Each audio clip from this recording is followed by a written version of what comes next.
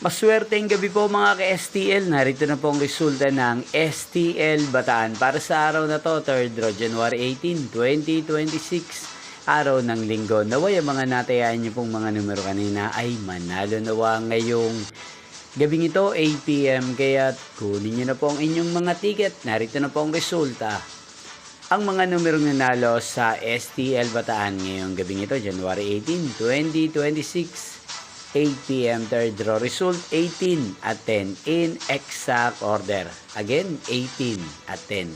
At ngayong gabing ito sa STL Bataan natin pong i-shoutout si Kuya Mikoy ng Bataan. Shoutout po sa inyo Kuya Mikoy. Sana po ay nasa maayos kayong kalagayan.